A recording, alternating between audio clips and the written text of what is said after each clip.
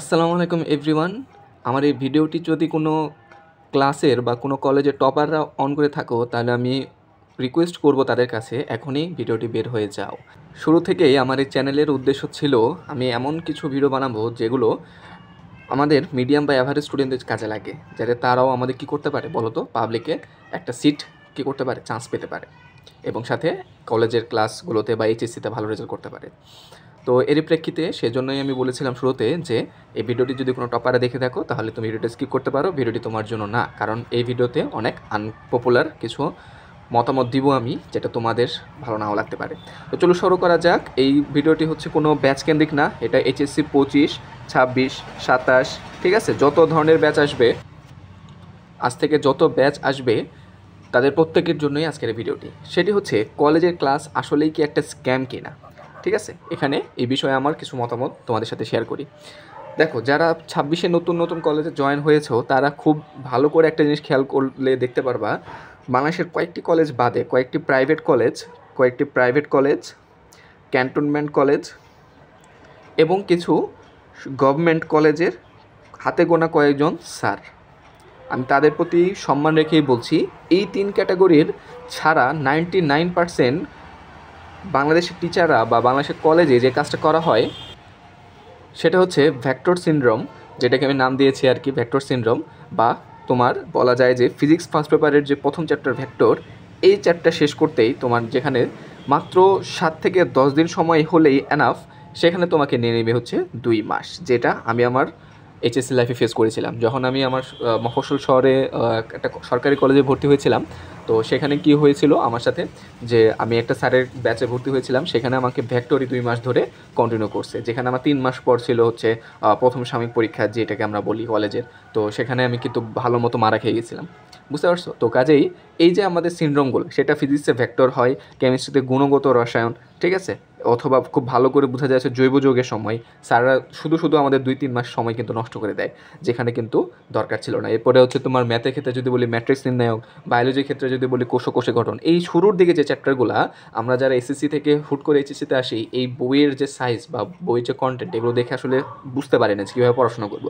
তখনই আসলে এই সিনড্রোমটা টিচাররা কাজে লাগায় তাদের ব্যাচে ভর্তি করার জন্য বা ব্যাচে স্টুডেন্ট বানানোর জন্য।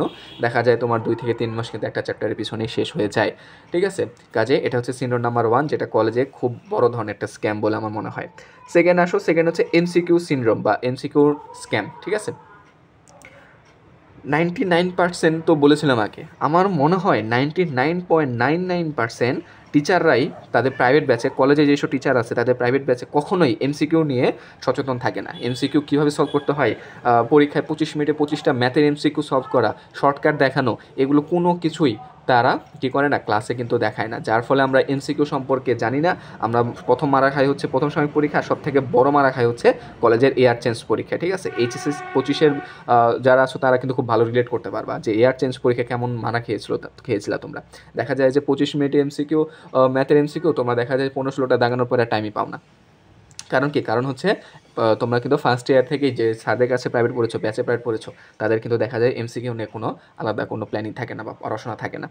নেক্সট হচ্ছে 3 নাম্বার যেটা বলা আছে, সেটা হচ্ছে অ্যাডমিশন সিনড্রোম। তুমি যদি কোনো ব্যাচে গিয়ে স্যারকে কোনো একটা অ্যাডমিশনের কোশ্চেন দেখাও, খুব ভালো সম্ভাবনা আছে স্যার তোমাকে একটা ধমক দিবে বা কোনো কিছু একটা বলে অপমান করে দিবে।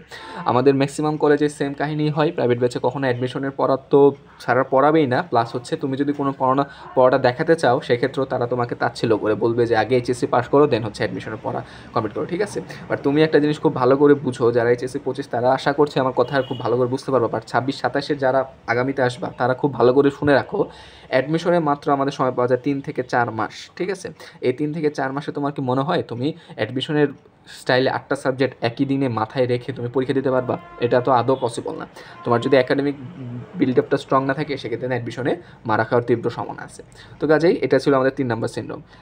এরপরে আসো 4 নাম্বার, যেটা হচ্ছে সূত্র প্রতিপাদন সিনড্রোম। এটা আমি আর কি বলবো, এটা হচ্ছে কলেজের ক্লাসগুলোতেও আমি ফেস করেছি, সাথে প্রাইভেট ব্যাচগুলোতেও ফেস করেছি। সেটা হচ্ছে যখনই যাই তখনই দেখি স্যাররা হচ্ছে ভেক্টরের অমুক সূত্র প্রতিপাদন করতেছে, তারপরে হচ্ছে তোমার কেমিস্ট্রি কোনো একটা সূত্র প্রতিপাদন করতেছে, ঠিক আছে, যেগুলো আমাদের কি এইচএসসিতে কখনো সূত্র প্রতিপাদন নিয়ে কোনো সৃজনশীল আসবে, হার্ডলি হয়তো একটা গ বা ঘতে আসলেও আসতে পারে, বাট 99% হচ্ছে সম্ভাবনা আসবে না, সূত্র থেকে কোনো প্রতিপাদন থেকে কোনো কোশ্চেন কিন্তু আসবে না।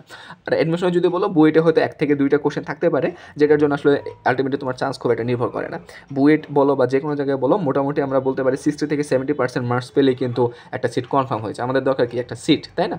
কাজে সূত্র প্রতিপাদন একটা হচ্ছে খুব মানে আমাদের জন্য কোনো কিন্তু দরকারই না, ঠিক আছে। যারা হচ্ছে মিড ক্যাটাগরি স্টুডেন্ট আছো তাদের জন্য খুব কিন্তু দরকারই না, যারা টপার আছো তারা দেখতে পারো, ঠিক আছে। এরপরে আসো 5 নম্বর হচ্ছে সিলেবাস, ঠিক আছে। সিলেবাস তো কোনো দিনই শেষ হয় না, তো সিলেবাস শেষ করতে করতে দেখা যায় ওই যেটা বললাম ভেক্টর সিনড্রোম বলো বা গুণগত সিনড্রোমের জন্য বলো, সিলেবাস কোনো দিনই শেষ হয় না স্যারদের ব্যাচে, যার ফলে আমরা মারা খাই ইয়ার চেঞ্জ পরীক্ষাগুলোতে, ব্লাড টেস্ট পরীক্ষায় খুব ভালো মতো মারা খাই, দেখা যায় সিলেবাস 50 থেকে 60% কমপ্লিট হয় না, অথচ আমাদের কিন্তু পরীক্ষায় বসতে হয়, যার ফলে পরীক্ষা আমাদের খারাপ হয়, আমরা ডিপ্রেশনে চলে যাই। তো এই ছিল মোটামুটি যে 5টা সিনড্রোমের কথা বললাম। এই 5টা সিনড্রোমের মাধ্যমে খুব ইজিলি বুঝতে পারতেছো যে আসলে কলেজের ক্লাসগুলো একটা স্ক্যাম, ব্যতিক্রম বাদে। তো এর জন্য আমি তোমাদের কাছে রিকোয়েস্ট করব, যারা হচ্ছে মিড ক্যাটাগরি স্টুডেন্ট আছো তারা হচ্ছে দয়া করে কলেজের ক্লাসগুলোকে খুব বেশি ফোকাস দেওয়ার দরকার নাই, যদি বাধ্যবাধকতা না থাকে কলেজের ক্লাসেও যাওয়া দরকার নাই, ঠিক আছে। অনলাইনে সুন্দর মতো অনেক হাজারটা কোর্স আছে, তোমার সুবিধা মতো তোমার যে ভাইকে ভালো লাগে, নট নেসেসারি যে আমি এখানে মার্কেটিং করতে আসছি, তোমার যে ভাইয়াকে ভালো লাগে, যে ভাইয়ের ক্লাস ভালো লাগে সেটাই তুমি করো, সেটাই দেখো, সেই কোর্সে এনরোল হও, কোনো সমস্যা নেই। বাট দয়া করে পড়াশোনা করো, নিজে পড়াশোনা করো, নিজের জন্য 5 থেকে 6 ঘন্টা দিনে সময় রাখো, ঠিক আছে। দিনে 5 থেকে 6 ঘন্টা সময় রাখো, কোনো একটা ভাইয়ার গাইডলাইনের আন্ডারে থাকো, ইনশাল্লাহ ভালো করবা। বাই দ্য ওয়ে, একটু মার্কেটিং হালকা না করলেও না, আমার ডেসক্রিপশন বক্সে আমার নতুন 2টা কোর্স লঞ্চ করেছি, সেটা হচ্ছে একটা একাডেমিক ব্যাচ এবং একটা হচ্ছে অ্যাডমিশন ব্যাচ। তোমরা তোমাদের ব্যাচ অনুযায়ী, তোমাদের প্রয়োজন অনুযায়ী যে কোনো ব্যাচে ভর্তি হয়ে যেতে পারো, যাবতীয় সমস্ত কিছু আমার ডেসক্রিপশন বক্সে দেওয়া থাকবে। তো ধন্যবাদ সবাইকে। চাইলে আমার টেলিগ্রাম মেন্টরশিপেও জয়েন হতে পারো, যেখানে সবাই হচ্ছে তাদের যে কোনো সমস্যা হলে আমাকে জানাই, যা আমি পরবর্তীতে সমাধান করে দিই। তো ঠিক আছে, সবাই ভালো থাকো, ধন্যবাদ সবাইকে, পরবর্তী ভিডিও দেখার জন্য আমন্ত্রণ রইল।